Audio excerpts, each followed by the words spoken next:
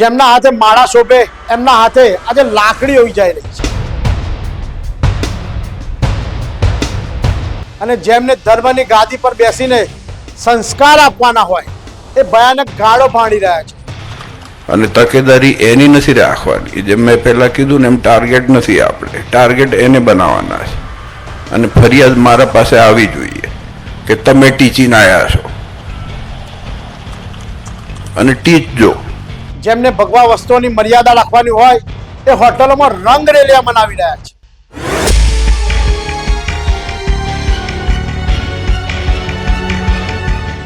જેમના હાથે માળા શોભે એમના હાથે આજે લાકડી હોઈ જાય રહી છે.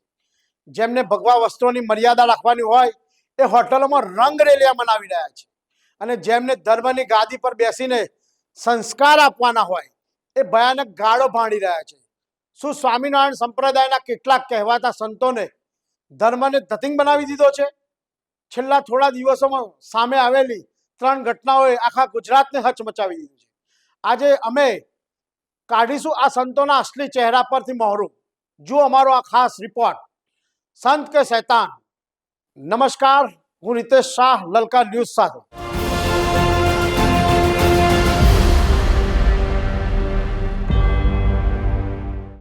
સૌથી પહેલી ઘટના અમદાવાદની છે. કોટેશ્વર ગુરુકુળનો વહીવટ સંભાળતા રામકૃષ્ણ સ્વામી ભગવા કપડાં ઉતારી પેન્ટ શર્ટ પહેરીને સ્વામીજી એક ખાનગી હોટલમાં મહિલા સાથે શંકાસ્પદ હાલતમાં ઝડપાયા. વિડીયો વાયરલ થયો અને ભક્તોની આસ્થાના ધજાગરા ઉડી ગયા. જોકે પાપ છાપરે ચડીને પોકાર્યું તો ટ્રસ્ટે તેમને તાત્કાલિક બરતરફ કર્યા. પણ સવાલ એ છે કે આવા લોકો સંતના નામે ક્યાં સુધી ભક્તોને છેતરતા રહેશે? હજુ હોટલ કાંડની સાય સુકાઈ નથી ત્યાં કાલુપુર ગાદીના કૌશલેન્દ્ર પ્રસાદ પાંડેનો પિત્તો ગયો. વાયરલ વિડીયોમાં તેઓ જે ભાષા બોલી રહ્યા છે એ સાંભળીને ગલીનો ગુંડો પણ શરમાઈ જાય.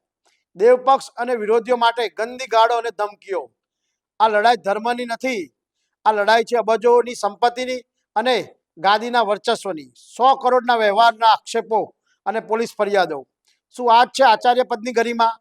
ભક્તો પૂછી રહ્યા છે, ગાદીપતિ છો કે કોઈ ગેંગના લીડર?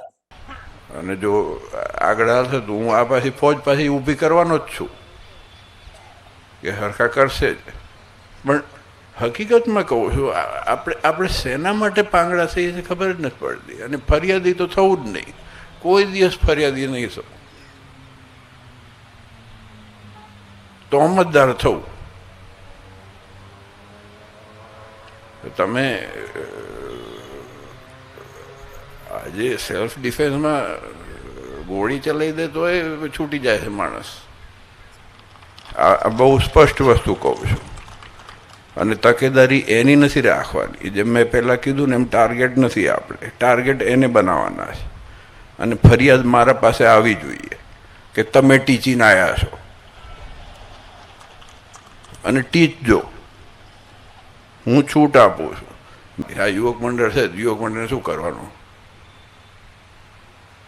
હવે નવા છોકરાઓ જે થયા છે ને, તમારે બધા છે ને બાયો ચડાવવાની છે. હો, ભલે કસરત બસત ના કરો, ચિંતા નથી, બાયો ચડાવીને મચી જ પડો. અમારે એક ગામની અંદર એક ઓલો કોકનું સાહિત્યનું વાન આવ્યું હતું બહુ વર્ષો પહેલાં, હવે નામ નહીં દઉં, ઉત્તર ગુજરાતમાં. લગભગ ક્યારે આપણે 35 વર્ષ થયા હશે, 35 વર્ષ પહેલાં.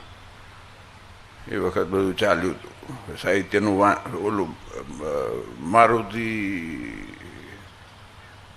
વાન, ઓલું કયું ઓમની પહેલા જમાનામાં આવતું હતું ને એવું, એમાં ભરીને ઓલું બધું લઈને ફરતા હતા. હે, સાહિત્ય કે જે હોય, પૂતળા કે જે હશે.